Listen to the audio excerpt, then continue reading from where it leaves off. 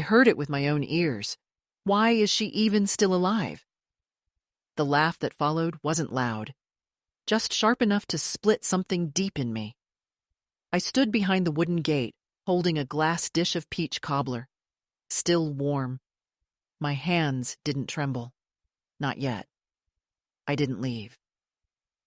I walked through that backyard like I hadn't heard a thing. Past the string lights, past the picnic tables, past the faces that didn't turn toward me. Some of them were my blood, some were strangers. But none of them smiled. Someone cleared their throat. "Oh, Mabel, we didn't know you were coming." That was Jody, my son's wife, the same voice from behind the fence. "I brought cobbler," I said. No one offered to take the dish. I found a spot at the far end of the table. The folding chair creaked under me. My back ached, but I sat up straight. The air smelled of grilled meat and citronella candles. Music played from someone's speaker, something too loud and fast for anyone over 40. They laughed, ate, drank. I watched. Carl, my son, made a toast at one point. "To family," he said, raising a beer. And when the glasses clinked, no one looked my way. The children, my grandchildren, ran past me 3 times. No one stopped. No one said, "Hi, Grandma?" I wondered if they even recognized me without the apron or the grocery bags. I used to bring them gummy worms in Ziploc bags. Jody eventually approached. She leaned in with that tight-lipped smile she wears when cameras are around. "Did you want a plate?" I looked up at her. "I'm fine." She nodded, too quickly, and walked away before I could say more. I stayed until the end. I helped stack plates. I folded napkins. I wiped the sticky table with a damp paper towel while the others started moving indoors. Then I picked up my empty glass dish, still warm from the afternoon sun, and I left. Not in anger, not in sorrow, but with a decision. The next morning I made coffee in my smallest pot, just 1 cup. I sat at the table by the window, the same table where Carl used to do his homework, legs too long for the chair. Back then, he needed me. Now, he just tolerated me. Barely. I didn't speak to anyone that Sunday. The cobbler dish was clean, dry, and put away. I left the house once to bring in the mail, but I didn't open the envelopes. I wasn't ready to see his name on the electricity bill again. That house, their house, was mine once. The down payment, at least. $40,000 from my retirement account, back when I believed in second chances and family investments. "Just to help you get started," I'd said. No strings. Apparently, no place at the table either. The paperwork was still in my filing cabinet. I'd never needed to look at it before. But now I wanted to see. Not the numbers, I knew the numbers, but the names. Whose name was on what? Who truly owned what I'd given? I pulled out the folder labeled Carl House. Inside, I found the purchase agreement, the deed, the signed letter I'd written, gifting the money with no expectation of repayment. "Because you're my son," I had written. It hurt to read that line, more than I expected. That evening, I called a woman named Lena. She's not a friend, not exactly, but she's sharp. Used to work in probate. We met at Bridge years ago and stayed in occasional contact. I told her I had questions about property, gifts, and estate documents. She didn't ask why. She just said, "Come by tomorrow. Bring everything." I slept well that night. No pills, no pacing. Not peace, exactly, but a kind of alignment. In the morning, I dressed carefully. Ironed slacks. Real shoes. The good coat, even though it was too warm for it. When you're about to change the shape of your life, you wear something with buttons. Lena's house smelled like lemon cleaner and peppermint tea. She looked at the folder, skimmed the documents, and gave a small grunt. "No written expectations. No shared title. It's theirs now. You gifted it. I know, I said. But that doesn't mean you're powerless. She told me what could still be done. About accounts, wills, powers of attorney. You can't take the house back, she said. But you can make sure they don't get anything else. That was enough. She gave me a checklist. I folded it in half and put it in my purse. That evening, I sat back at the kitchen table. No music, no television. Just the silence I used to hate, but now welcomed. I took a blank sheet of paper and wrote a name at the top. Carl. Then I drew a single line through it. On Wednesday, I baked a pie I didn't intend to share. Blueberry, with a little lemon zest. I used the good crust recipe, the one I used to reserve for birthdays and Thanksgivings. This time, it was just for me. No reason, no occasion, just because I still could. I sat on the porch while it cooled, my knees covered with the old Afghan Doris gave me before she passed. The street was quiet. A few kids on bikes, someone mowing a lawn 2 houses down. It was the kind of afternoon where nothing big happened, unless you were watching closely. Around 4, a car I recognized pulled into the driveway across the street. Jody's sister, Michelle, stepping out with a tote full of groceries and a bottle of wine. She knocked once and went inside without waiting. Comfortable. Certain of her place. I hadn't been invited to that house in nearly 4 months, not since Ruby's birthday. Even then, they sat me near the trash bin. So you won't be too close to the music, Mom. I remember Carl saying that, like it was thoughtful. Ruby hadn't opened my gift until after I left. A picture book, hand-stitched. I'd written a little note inside the cover. To Ruby, with all the love a grandma can fit on a page. She never mentioned it. I'd seen them twice since. At the grocery store once, Carl in a rush, Jody pretending not to notice me in the produce aisle. Another time at the library where Ruby walked right past me. No smile. Just a glance, like I was a substitute teacher or a neighbor she couldn't quite place. And still, I'd kept a drawer in my hallway with stickers, tiny notebooks, little treasures for the children, just in case. For years, I filled it faithfully. That day, I emptied it. Every last thing went into a paper bag. I set it by the curb with the other recycling. I watched the bag sit there for hours, untouched, just like me. That evening, I got a message from Carl. Hey, Jody says she might have hurt your feelings on Sunday, didn't mean anything by it. She was just tired. You know how family events can be. I read it twice. Then I deleted it. Not replied. Deleted.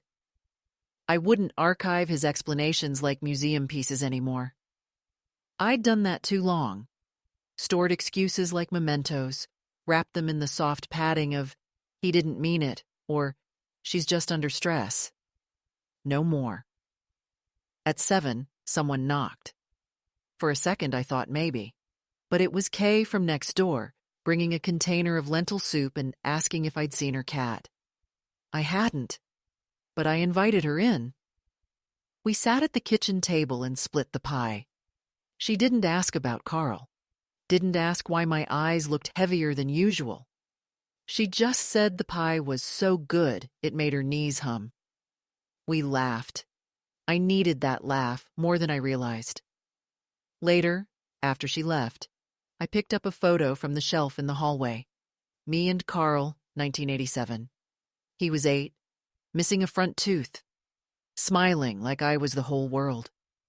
I looked at that boy and whispered, I miss you. Not the man, the boy. I turned the photo face down. Then I opened my desk drawer and removed the envelope labeled legal. In it, my will, my medical directives, the durable power of attorney Carl had signed on for 3 years ago when I had the fall. The one he never followed up on, never asked about. I held that document in my lap a long time. Tomorrow I'd go back to Lena. But that night, I sat still in the dark and said goodbye to a version of my family that only existed in my memory. Lena's office was quiet the next morning, a soft sort of quiet, the kind that wraps around you like a thick scarf. Her desk was lined with neatly stacked files, a mug that said, "I read contracts for fun," and a glass jar of peppermints no one ever seemed to touch. "I want to start with the power of attorney," I said, placing the document in front of her. "Revoke it. Today." She looked at me over the rim of her glasses. "Are you sure, Mabel? That's a big shift." "I'm sure." She didn't ask why, just nodded and slid the paper toward her side of the desk. "We'll file the revocation today. I'll notarize it. You'll need to sign a few things, but I'll make it easy." I sat back as she printed the forms. My heart didn't race. I wasn't trembling. This wasn't revenge. This was repair. "I also want to adjust the will," I said. "Remove Carl as executor. Remove him completely." That gave her pause. "You want to cut him out entirely?" I nodded. "He has a house, a job, a family. He doesn't need what I've saved. He's already made clear what he values." She didn't argue, just opened a clean template and began typing. "Who should take his place?" "I'm not sure yet," I admitted, "but I'll find someone. A professional, maybe. Someone who doesn't look through me like I'm a loose end." She made a note. "And the house?" "The house goes to no one in the family," I said. "Sell it. The proceeds should go to a cause that matters. Any ideas?" I reached into my purse and pulled out a worn brochure. "The Women's Shelter on Greenway Avenue. I stayed there once. Long ago. Before Carl was born." She didn't say anything for a while, just clicked a few boxes on her screen. "You're very clear about this," she said.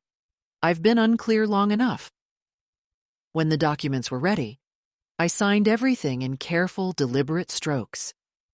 She notarized them, stapled them neatly, and handed me a copy of each. As I stood to leave, she walked me to the door. "If you change your mind, any of it, just call." "I won't."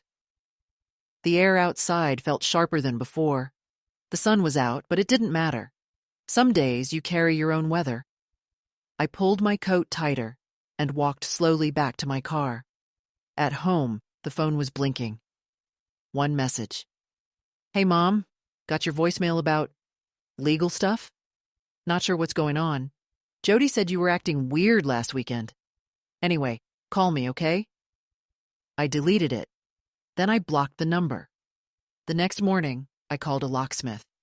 The man was young, polite. He replaced the front and back door locks without question. When he handed me the new keys, I made 4 copies. One stayed in my purse, one in a fireproof box, one with K next door, one for my safety deposit box. I slept better that night. No dreams, just rest. Saturday morning came with the smell of rain. Not the dramatic kind, just that soft metallic damp that settles into the edges of things. I pulled on my boots and went outside anyway. The garden hadn't been touched in weeks, and the marigolds were leaning like tired shoulders. I clipped them back slowly, methodically. The shears in my hand felt like control. At noon, I drove to First Mutual Credit Union. The branch was quieter than I remembered. No long lines, just the low hum of printers and the polite chatter of customer service voices. I asked for a manager. A woman named Trina came out, brisk but kind, and led me to her glass-walled office. "I'd like to review all authorized users on my accounts," I said. She pulled up the screen. "You have 1 cosigner and 1 authorized cardholder listed. Carl J. Hemsworth. That your son?" "Used to be." She hesitated. "Would you like to remove him?" "I'd like to erase him." Her fingers paused above the keyboard. Completely? Yes. Remove the access, cancel the card, reissue everything in my name only. And I'd like to set new security questions, change the online login, and lock the account until I come in personally. She nodded and began typing. While she worked, I stared at the plant on her desk. A pothos, its leaves glossy and heart-shaped, trailing gently toward the floor. I used to have one just like it in Carl's nursery. He once tried to eat the dirt. I'd laughed so hard I nearly dropped the diaper bag. Trina printed out the changes and slid the papers to me. If you'd like to set up alerts or create a trust, we can help with that too. Not yet, I said. I'm still building the next version of my life. She smiled, like she understood more than she said. When I left the bank, I didn't feel triumphant. I felt clean. At home, I went to the hall closet, the one with the photo boxes, the holiday tablecloths, and the quilt I never finished. I took out the fireproof lockbox and opened it. Inside were my most important documents: the deed to the house, birth certificates, insurance policies. I removed Carl's birth certificate.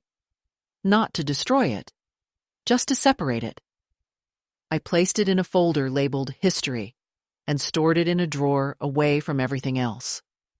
That night, I opened my address book. It still had tabs from the 90s, little plastic dividers that had yellowed over time. I flipped to C and stared at the names. Carl and Jody Ruby and Trent? I took out a pen and drew a single line through each one. Then I flipped to L and wrote a new name: Lena Moore, attorney, trust and estate. I slept with the windows open that night, the rain making soft percussion on the roof. No nightmares. Just a quiet, steady knowing. Sunday, Kay came by again, this time with banana muffins. We sat in the kitchen and talked about the stray cat that had taken up residence under her porch. We named it Vernon, for no good reason. She stayed until just after lunch. After she left, I picked up the Sunday paper and read it cover to cover. I underlined a listing for a small apartment in a quiet complex on the edge of town. 2 rooms, ground floor, washer and dryer included. Just enough. I clipped it out and set it on the fridge. Not for now, but for soon. I wasn't running, I was preparing. Because the next time someone asked, "Why is she even still alive?" I wanted the answer to be clear: to reclaim everything I gave away too cheaply. On Monday, I called the real estate attorney Lena recommended, a man named Charles Lindell. His voice was steady, low, the kind you trust before you even meet the eyes behind it. I told him I wanted to talk about title changes and property transfers. He gave me an appointment for Thursday.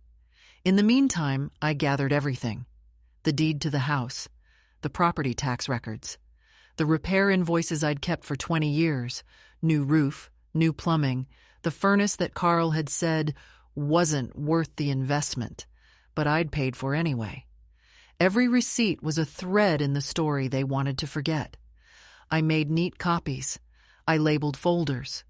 When I was finished, my dining table looked like the war room of a woman no one had expected to resist. That night, the phone rang again. Blocked number. I let it go to voicemail. A moment later, the machine picked up. "Mabel, it's Jody. Look, we really don't understand what's going on. Carl's been trying to call. Ruby's been asking about you. We're all worried. Please call us back." I turned off the machine. The lie sat in the air like old perfume. Ruby hadn't said a word to me in weeks, not even on my birthday, which came and went with nothing but a Facebook notification from Jody that said, "Hope you're having a great one," beneath a photo of their dog. It was the same birthday where I sat in my kitchen alone and made myself a single cupcake, just to mark the day. They weren't worried. They were unsettled. And there's a difference.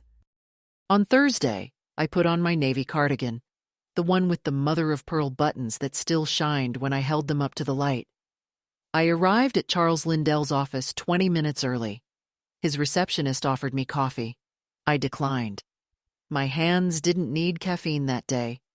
Charles was kind, in a quiet, intelligent way. The kind of man who listens more than he speaks. I liked him immediately. "I want the house to be in a trust," I said, once we were seated. "No one in my family has access. Not now, not later." He nodded. "A living trust is straightforward. You'll be the trustee and the beneficiary for now. When you pass, it can go wherever you choose. I want it sold. Everything liquidated. The proceeds go to the Greenway Women's Shelter. In full." He raised an eyebrow. "No family inheritance?" "No." He didn't push, just wrote it down. "I also want to remove Carl from any and all documents where he might be listed as a beneficiary. Bank accounts, insurance, healthcare proxies, all of it." "I'll prepare the documents," he said. "We can notarize them in-house. You'll need to update your will to reflect these changes, too." "I've already started that with my estate lawyer." He smiled, a small curl at the corner of his mouth. "Then we're just making it official." We worked for nearly 2 hours, reviewing clauses, signing forms, assigning contingencies. He explained everything with patience and precision. When we were done, he handed me a slim binder. "This is your trust packet," he said. "Keep it safe. Everything else we'll file this week." I thanked him and left the office with a strange sense of solidity, like my spine had real weight again. On the way home, I stopped by the bakery on Main Street. I hadn't been in years. The girl behind the counter was new. She called me ma'am and gave me a free cookie for being lovely. I bought a lemon tart and ate it in the car, the sunlight warm on my knees through the windshield. At home, I sat in the quiet and reread the trust documents. My name, my signature, my terms, no loopholes, no weak spots. For the first time in months, maybe years, I didn't feel like someone waiting to be chosen. I had chosen myself. Later that evening, just as the sky began to turn, a car pulled into my driveway. Carl. He stepped out slowly, like he wasn't sure if he'd be welcomed. I didn't open the door. He knocked once, then again. Finally, he called through the door. "Mom, please. I don't know what's happening." I sat on the couch, hands in my lap. "You changed the locks. You blocked my number. I just want to talk." He sounded less angry than uncertain, like someone trying to find the map after realizing he's no longer holding the pen. "Just tell me what's going on." I didn't answer. After a while, he left. I waited 10 minutes before I stood. I watched him from the window as he backed out, slowly, his face tired behind the wheel. Then I sat back down and poured myself a cup of tea. Sugar. No milk. My mother always said, "If they don't hear you softly, they'll hear the silence louder." The front yard hadn't looked this tidy in years. On Friday, I trimmed the hedges, swept the porch, even replaced the cracked bulb above the door.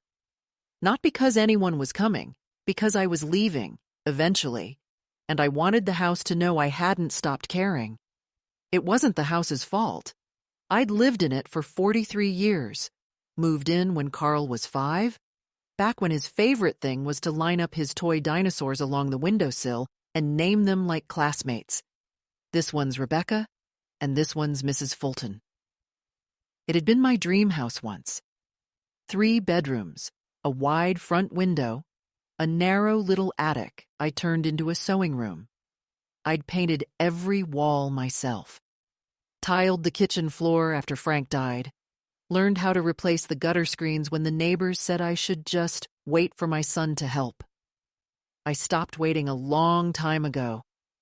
That afternoon, I walked through each room with a notepad. In the guest room, an old dresser I'd once offered to Carl and Jody when they needed furniture. They said it was too dated. In the hallway, a framed cross-stitch from my sister that said, "Peace lives here." It had been hanging so long the wall behind it was cleaner than the paint around it. In the back bedroom, Carl's old room, the curtains were still the ones with little sailboats. I'd meant to replace them years ago, but something always got in the way. The closet still held a dusty box of baseball cards and a shoebox labeled private. I didn't open it. Instead, I sat on the edge of the bed and looked out the window. The apple tree in the backyard was crooked now. Time had pulled it leftward, but it still bloomed each spring, defiantly, like it didn't know it was tired. I stayed there for almost an hour, remembering. The time Carl climbed that very tree and got stuck, wailing like a siren, until I came out barefoot and furious, dragging the ladder behind me. The way he hugged me afterward, shaking with leftover tears. "Don't tell anyone," he said, and I never did. I remembered the first time he came home with Jody, the way she looked around my house like it was a motel that hadn't been reviewed yet. "It's cozy," she'd said. I remembered holding Ruby for the first time. Her cheeks red and crumpled. Carl had actually cried that day. "She's perfect," he whispered. I remembered the Christmas when Jody told me not to bring food because the kids don't eat old-fashioned stuff, and how I brought a pie anyway. Ruby never touched it. Trent said it tasted like soap. They laughed. That was the year I stopped baking for their holidays. But I never stopped baking. I stood up and wrote on my notepad, "Leave the curtains. Take the quilt." In the kitchen, I opened the cabinet above the stove, my baking cabinet. Everything still in its place. Vanilla, cinnamon, brown sugar, the heavy measuring cups Frank bought me for our 10th anniversary. I wrapped them carefully and placed them in a padded box labeled Keep. The next day, I called the apartment complex I'd clipped from the paper. A kind woman named Teresa answered. "Yes, we have a 1-bedroom still available," she said. "First floor, lots of light, and it's quiet. Mostly retirees and teachers." "Do you allow cats?" "We do." I don't have a cat, but I liked knowing I could. I scheduled a viewing for Tuesday. That night, I sat on the porch with a blanket and a mug of tea. The street was still, a few porch lights across the way, a wind chime tinkling faintly next door. I thought of all the nights I'd sat here waiting, for headlights, for footsteps, for someone to remember I existed. But not this night. This night, I was just sitting. No expectation. No hunger. Just me, in the cool air, with my name still mine and my home still quiet. I thought about Carl. I didn't miss him. Not exactly. I missed the idea of him. The son who built Lego castles on my coffee table. The boy who held my hand too tightly crossing the street. That boy had disappeared long ago, replaced by a man who couldn't see past his own needs, his own schedule. Maybe someday I'd mourn him properly. But not now. Now I had packing to do. The call came on Sunday evening. Not from Carl. From Ruby. "Hi, Grandma," she said. Her voice was smaller than I remembered. "Is this still your number?" "It is." A pause. "I found it in one of Dad's old phones. He didn't know I was looking." I waited. I wanted to say I'm sorry. For the backyard. For everything, really. I didn't rush to comfort her. That instinct, the one to shield others from their shame, had lived in me a long time. But I'd evicted it recently. "What are you sorry for?" I asked gently. She took a breath. "For not talking to you. For pretending not to see you at the library. For laughing when Mom said what she said. It wasn't funny. I just..." She stopped. "You just wanted to belong. I finished for her. Yes. I didn't forget. Yes. I didn't forgive her right away. That's not how real apologies work, but I did say, thank you for calling. Can I see you? She asked. Just me. I thought about the pie drawer I'd emptied. The Christmas cards I kept sending even when they stopped arriving in return. The way she used to grip my hand when crossing icy sidewalks. All right, I said. Come by tomorrow after school. Just you. She exhaled like she'd been holding her breath all summer. I will.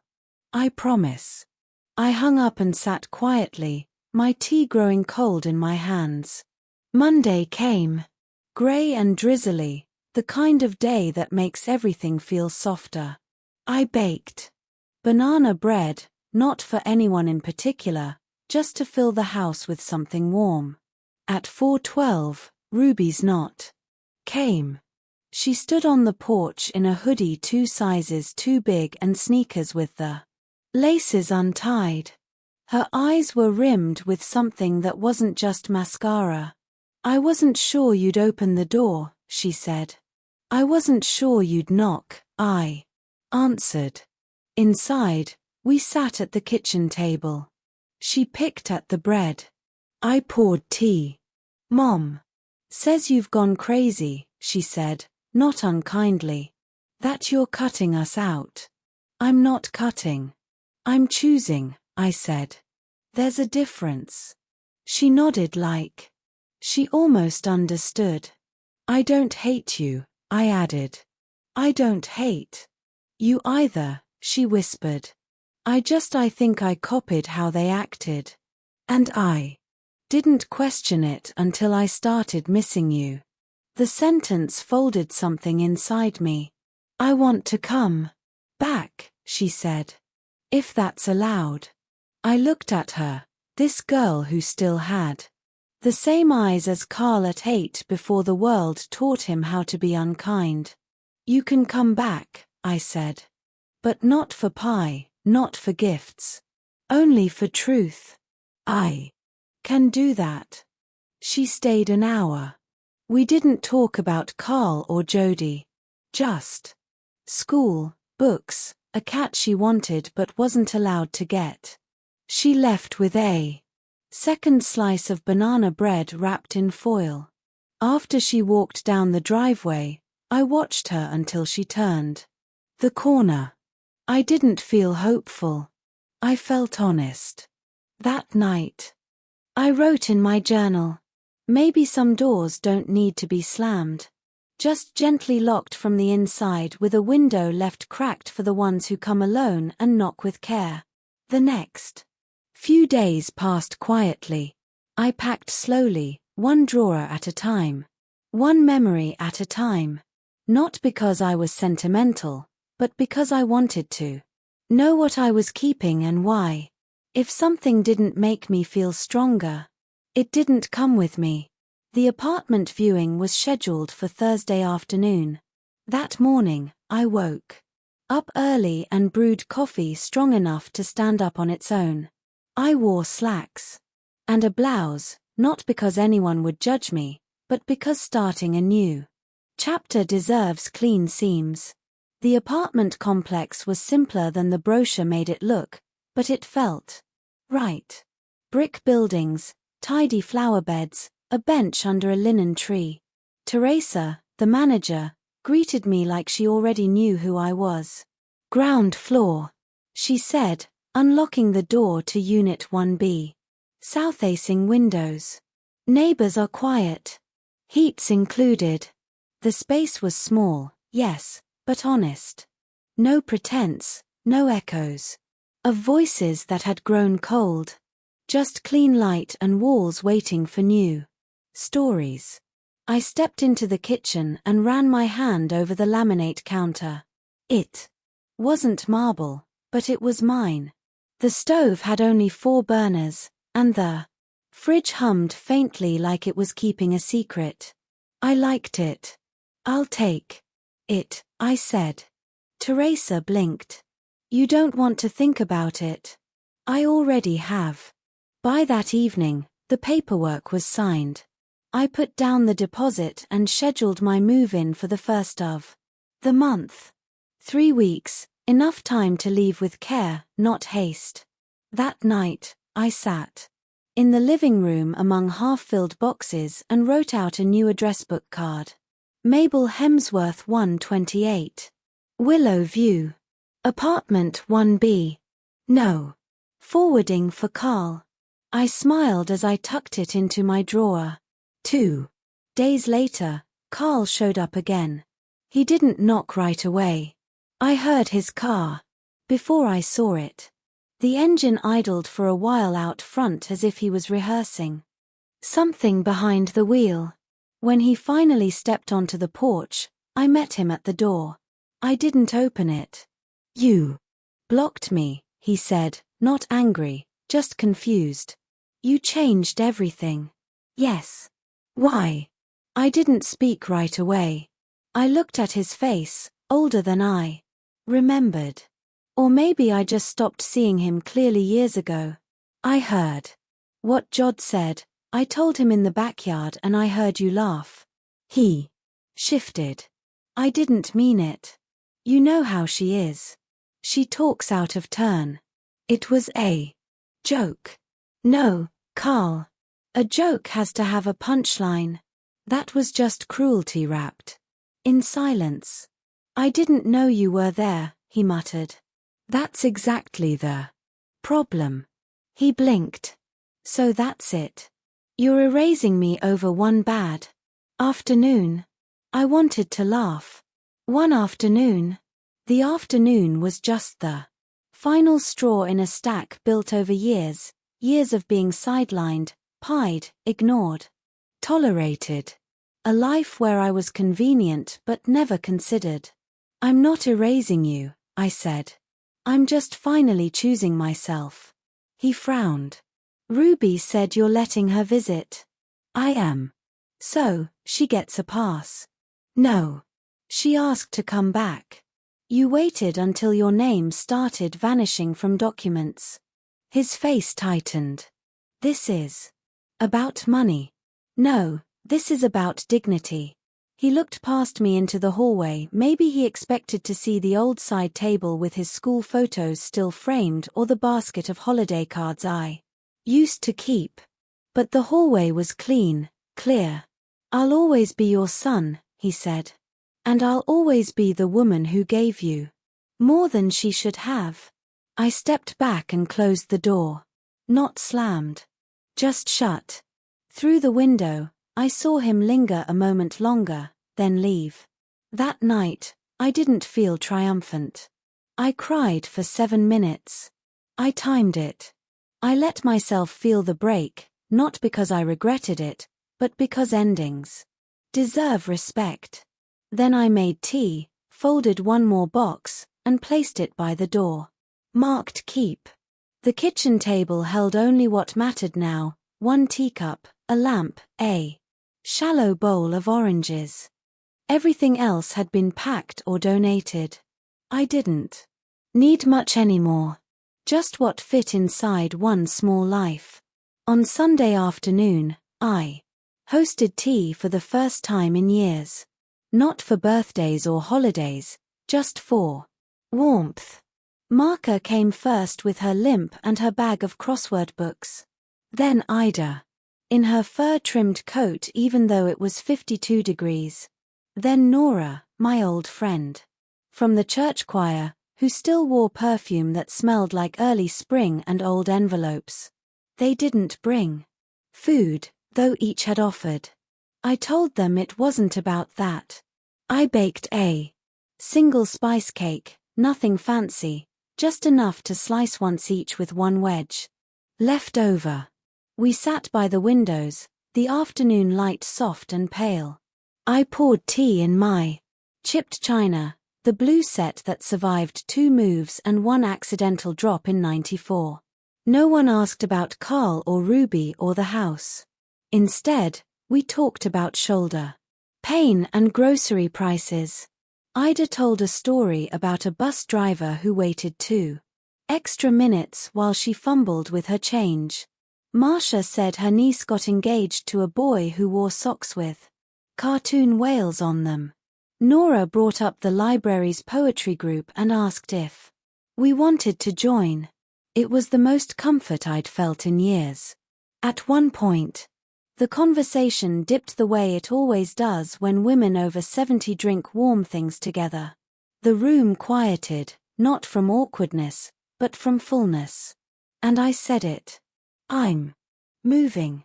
3 sets of eyebrows lifted, but no one interrupted. I found a small place across town. I'll be gone by the end of the month. Ida leaned forward. Does your son know? He doesn't need to. Marcia nodded as if that was all the explanation required. They stayed another hour, helped wash cups, wrapped the extra slice of cake in foil, said they'd call soon. When they left, the house was still, but not empty. I walked through each room again, this time not as a farewell, but as a blessing. In the hallway, I stopped by the shelf where I used to keep framed photos of Carl's family. Weddings, birthdays, first days of school. I'd already packed most of them away, unsure if I'd want to hang them again, except one remained a picture of me and Frank, taken by a neighbor when we'd finished painting the front porch. We're both covered in splatters, holding brushes like trophies. He's laughing. I'm squinting into the sun. I took the photo and wrapped it in a kitchen towel. It went into the box labeled Essentials. Later that night, I opened my journal and wrote, 3 women drank tea in my kitchen today. No one interrupted. No one explained. No one corrected. We just existed together. That entry meant more than all the Christmas newsletters I used to write, filled with pretend happiness and obligatory gratitude. The next morning, I woke to a voicemail from Jody. Short, cold. I heard you spoke to Ruby and Carl says you've been hostile. If this is your way of getting attention, it's really sad. I played it once, then deleted it. Hostile? That's what they called a woman who finally spoke up. That's what they called silence when it no longer served them. I opened the back door and stepped into the yard. The air smelled of wet leaves and the faint sweetness of old grass. I walked barefoot through the patch of lawn I'd mowed myself for decades. At the far corner where the garden used to be, the dirt was still dark. I knelt slowly, ignoring the ache in my knees, and dug my fingers into the soil. I planted 3 marigold seeds from an old paper packet I'd found while packing. Just 3, not to bloom, but to mark something. The doorbell rang at 10:42 a.m. sharp on Wednesday. I knew it wasn't the postman. He came at noon, give or take. And it wasn't Kay, who knocked like she was always halfway apologizing. No, this knock was practiced. Polite. When I opened the door, Jody was standing there in heels too high for the weather and a coat the color of wet bone. Her lipstick was perfect, but her eyes were tight. Mabel, she said like she was reading the word off a clipboard. Jody. She didn't ask to come in. She stepped past me like she still lived in the narrative where that was allowed. I closed the door behind her. Slowly, deliberately. She stood in the middle of my living room like someone preparing to deliver a pitch. Her hands clasped too tightly in front of her purse. This is getting out of hand, she began. You've blocked Carl. You've changed your accounts. Ruby is sneaking around to call you. And now I hear you're moving. All true, I said calmly. She blinked, thrown for a moment by the lack of resistance. We're your family, she said, putting weight on the word like it was an anchor. You can't just erase us because of a bad day. I studied her. The way she wore confrontation, like jewelry, displayed, not felt. It wasn't one bad day, I said. It was years of polite dismissal, of lukewarm invitations, of being tolerated, instead of welcomed. One day just pulled the curtain back. Her jaw tightened. We never asked you for anything. That's the problem. You never asked. You just expected. I don't know what Carl ever did to deserve this. She snapped. He's a good man.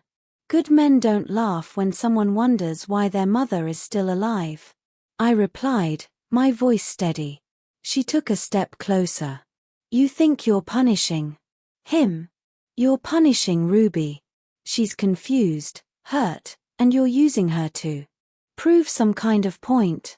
That made me pause, not because she was right, but because of how easily guilt still knew my name. I took a breath. Ruby came to me alone. She's 16. She knows what a closed door feels like. Jody scoffed. You've always made things dramatic. No, I've always made things possible, I said, sharper now. The down payment on your house, the babysitting, the castles, the last-minute rides, the silent endurance at birthdays when I was placed behind centerpieces so I wouldn't ruin the aesthetic. She turned, pacing. You're exaggerating. You've always been difficult. I smiled then, but not kindly. Is that what women become when they stop handing over their silence? Her mouth opened. Closed. Then she spotted the packed boxes stacked near the front door. You're really doing it. I am. And what happens when you're alone? In that little apartment?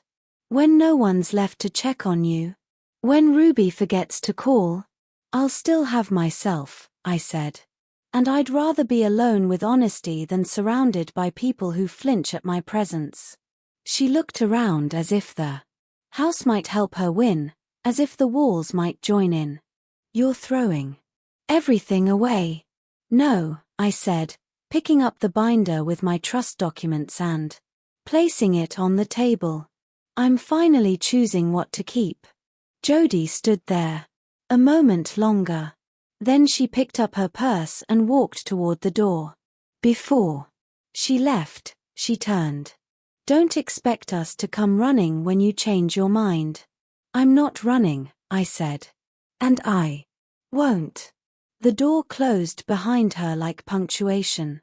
Later that evening, Ruby texted me a single line. She came home fuming. You okay? I wrote back perfectly. Some doors need closing, Ruby. It doesn't mean you're on the other side. She sent a heart emoji followed by still bringing cookies Thursday. Don't bail. I didn't. And I wouldn't. The papers were ready. Lena called Thursday morning. Everything's signed, filed, confirmed. The trust is active. Your accounts are protected, and your will is updated. You're now the sole decision maker of every inch of your life. Thank you, I said. 2 words that held more weight than most confessions. I'm proud of you, Mabel. I smiled into the phone. Funny how many people say that only after you start saying no. By noon, I was at the bank, binder in hand, handing over the final forms. The clerk was young, barely 25, but she treated the documents like something sacred. I liked that. We'll update the beneficiaries right away, she said. And this authorizes removal of your son from all shared access. It does. She nodded with the kind of calm efficiency I once mistook for coldness. Now I understood. She was simply prepared like me. Afterward, I walked 2 blocks to the post office and picked up a key for a new P box. When they asked for a forwarding address, I declined. Anyone who truly needed to find me already knew where I was. Back at home, The afternoon light was soft. Through the curtains. I brewed a fresh cup of tea and pulled out the last envelope, my medical directive. A copy. For my new doctor, another for the safe box. It felt like sewing the final thread in a dress I'd been mending for years. At 3:30, Ruby arrived. She brought chocolate chip cookies in a plastic container in a magazine with a quiz on what type of flower are you. We sat on the porch eating cookies and circling answers in pencil. I was apparently a lilac, quiet, observant. Easily underestimated. Ruby was a marigold. Resilient and hard to root out. She read. Aloud, grinning. That checks. When the cookies were gone, we just Saturday. She swung her legs lightly under the bench. Dad says you're turning your back on family. I didn't respond right away. His hurt, she added softer. Not that it excuses anything, but it's all he talks about. Then his finally. Talking about something that matters, I said. She looked down at her lap. I miss the old you. No, I said, you miss the version of me who let herself be erased. Quietly. That wasn't me. That was survival. She nodded. I get that now. We sat for a while longer. Then she pulled out a folded piece of paper. It's just a sketch, she said suddenly shy. I made it last night. I don't know if it's any good. I unfolded it. A pencil drawing. Rough but clear. A woman seated in a chair, her back straight, eyes forward. In front of her, a chessboard. On her side, just 2 pieces. On the other, a full set. But her pieces were in winning positions. She's not done, Ruby said. She's just starting to play her game. I didn't speak. I couldn't. I reached out and squeezed her hand. Can I hang it in the new apartment? I asked. She lit up. Really? Really? As the sky turned peach behind the rooftops, she stood to leave. I know this doesn't fix everything, she said. But I want to be around if you'll have me. I will, I said, but only as you are. No pretending. She grinned. Morals. Don't pretend. After she left, I sat alone for a long time. The drawing in my lap, the house quiet around me, all the paperwork signed, all the decisions made, no more permissions to seek, no more hoping for invitations that came too late or too shallow. It was done, not bitterly, but firmly. Tomorrow I would begin packing the final boxes, and after that, something better than hope. Space. Moving day arrived quiet without ceremony. I woke before dawn, made coffee in the same chipped mug I'd used for over 20 years, and stood in the kitchen one last time barefoot, the linoleum cool under my soles. The light hadn't yet reached the windows, but I didn't need it. I knew every inch of this house in the dark. The movers came at 9 more sharp. 2 young men, polite, fast, a little surprised by how few boxes I had. I'd labeled everything clearly. Kitchen, keep, closet, donate, bedroom, memories. And one marked do not open yet. They didn't ask questions. By noon, the house was nearly empty. The walls looked tired, like they were exhaling. I walked through each room slowly, my fingers grazing surfaces one last time, not to cling, but to thank. In the hallway, I paused where Carl's height marks used to be, long, painted over. I could still feel the indentations if I pressed lightly enough. 5 years old, 7, 11, a lifetime of inches that couldn't be undone. I didn't cry. I placed a small envelope in the top drawer of the empty hallway table.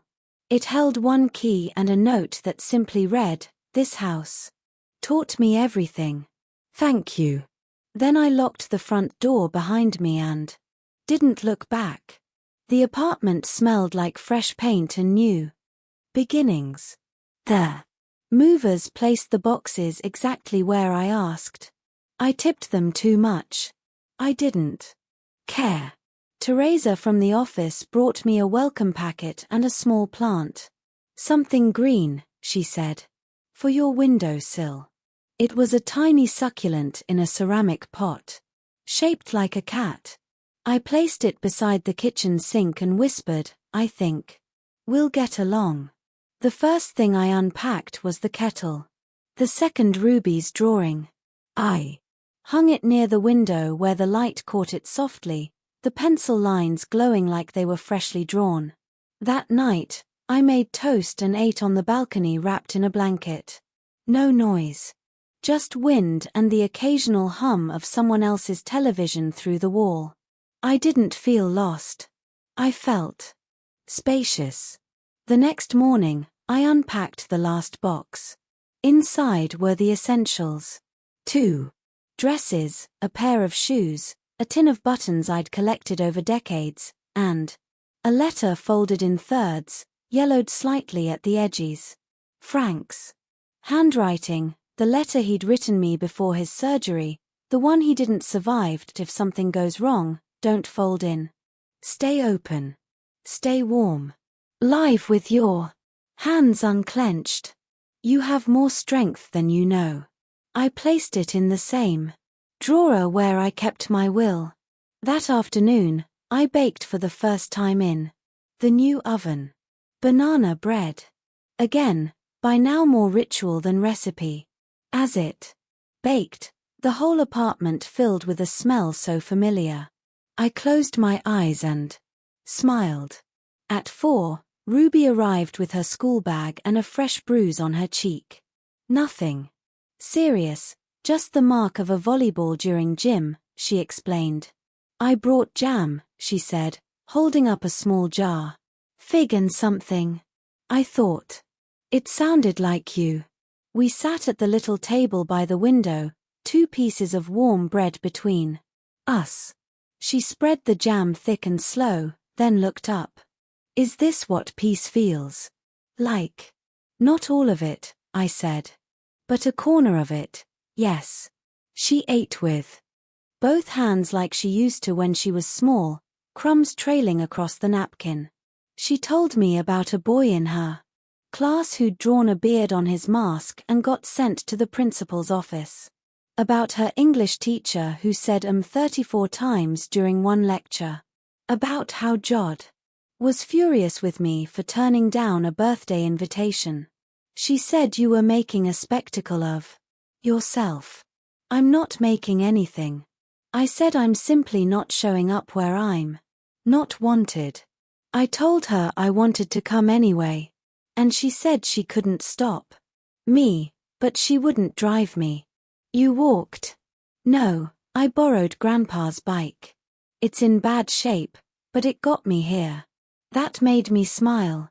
Frank would have liked that. You can leave it locked on the balcony, I said. We'll fix it up together. Her eyes lit up. Really? Really? After she left, I watched the sun lower. Behind the row of trees outside. I didn't miss the house. I didn't miss Carl's silences or Jod's sideways smiles. I didn't miss the old version of myself that whispered, maybe next time they'll see you, because now I saw myself and I didn't need permission to exist. 1 week after the move, the house sold. The realtor called to say the offer came in just above asking. An older couple, no kids, looking for quiet and history. She said. I almost laughed. They'd found both. I didn't go back, not even for the walk-through. I gave Charles power of attorney for the sale, signed what needed signing, and let it go. He called. When it closed. It's done, he said. I thanked him, then hung up and stood in the middle of my apartment. It wasn't large, but every inch of it was mine. I Opened a new bank account for the shelter donation. I didn't put it in my will. I gave it now. I walked in myself, handed the check to the director and said, "This is for the women who leave without shoes." She stared at the amount and started to cry. I didn't. I'd done my crying. This wasn't grief. This was intention. That night, I made soup. Not for anyone, not for an occasion. Just because I liked the way leeks softened in butter. The radio played quietly in the background. Some jazz station with no ads, just saxophones and soft rhythms that didn't ask for applause. I ate in my robe, standing by the stove. No table setting, no explanations. Just hunger met. At around 8:30, my buzzer rang. I didn't expect anyone. When I answered, I heard Ruby's voice. "Can I come up?" Of course. She was carrying a shoebox and wore an oversized sweatshirt with sleeves pulled over her hands. "What's in the box?" "Stuff I'm not ready to keep at home," she said. Inside, a notebook, a phone, charger, a necklace that wasn't Jod's taste, a photo of her and me at the zoo. When she was 5. She had chocolate on her face. I'd forgotten that day. She hadn't. "I don't want to live there when I'm older," she said, suddenly sitting cross-legged on the floor.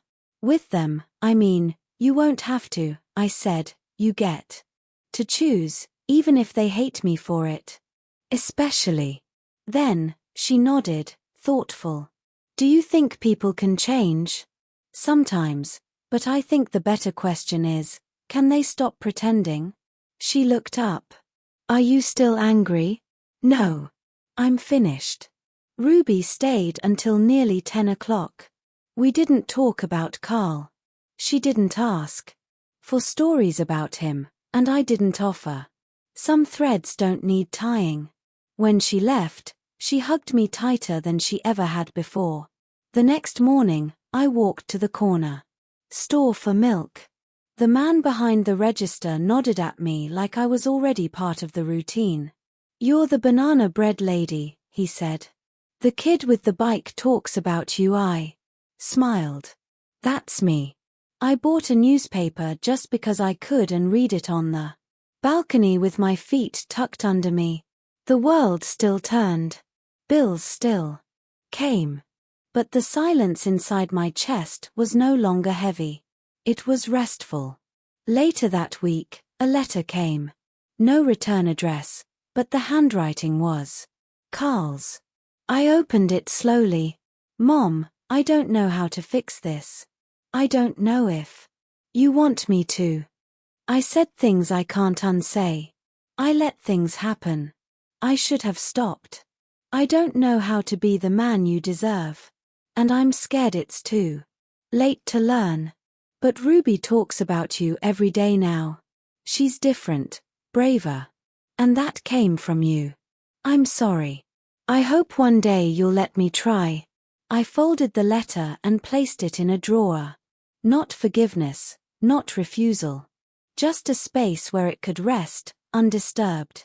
That night, I wrote in my journal, "I am not angry anymore, not afraid. I am not waiting at windows, not watching porches. I am not a forgotten guest at someone else's table. I am building my own." The day I turned 73, I woke up without an alarm. There were no balloons, no surprise texts from relatives who remembered me once a year. No brunch reservations or gift bags left on stoops. Just morning light through clean curtains, the sound of rain somewhere in the distance, and the soft breath of a life that now belonged only to me. I made pancakes, 2 of them, ate them with honey and a sliced pear. Then I sat in the middle of my little apartment with the photo of Frank propped on a chair and said, "Well, we got here, didn't we?" At noon, Ruby came. She brought tulips, red ones, still wrapped in the paper sleeve from the florist. "You're not a birthday cake person," she said. "So, I brought flowers like grown-ups do." She gave me a small envelope. Inside was a card she'd made. Herself, painted, not drawn. On the front was a simple image. 2 chairs on a porch, one empty, one with a teacup on the armrest.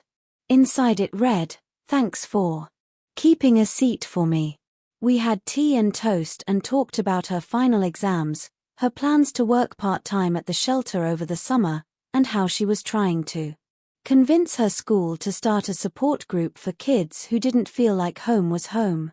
She asked me if she could use me name. "Only if you use it for something true," I said. She laughed. "That's the only way I use it now." Before she left, she said, "You look different." "I feel different," I replied. She looked me over like she was taking inventory. "You look like someone who doesn't flinch." After she was gone, I sat on the balcony with a book I'd been meaning to read for 15 years. I read 3 chapters, then put it down. Not because I was tired, but because I didn't need to finish things just to prove I could. The next day, I mailed a donation to a legal fund for elder women in housing disputes.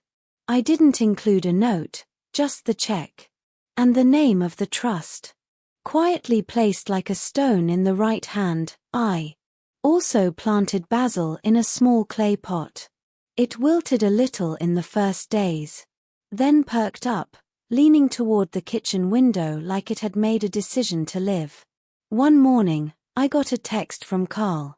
"Happy birthday, Mom. I didn't send a card. I figured I haven't earned that yet. Just wanted you to know I'm still here." I didn't respond, not out of anger, because not every apology needs a reply. Some simply need to land quietly in the place where harm was once ignored. That evening, I invited Marka and Ida over. Nora couldn't come. She'd caught a cold, but sent a crossword torn from her paper with a note. 12 down made me think of you. The answer's anchor. We drank tea and laughed about knees and politics and how Teresa from the leasing office had taken up bird watching in her hallway. They brought cherry pie and a promise to come again next week. After they left, I stood in the doorway for a moment and just listened. Not for footsteps leaving or for silence returning, but for the sound of a house that had filled up again, this time with the right kind of noise. That night, before I turned out the light, I wrote in my journal for the last time in that volume. They asked why I was still alive. Now I can answer to remember my name. 2. Set my own table. To keep the door open just wide enough for those who knock. With clean hands.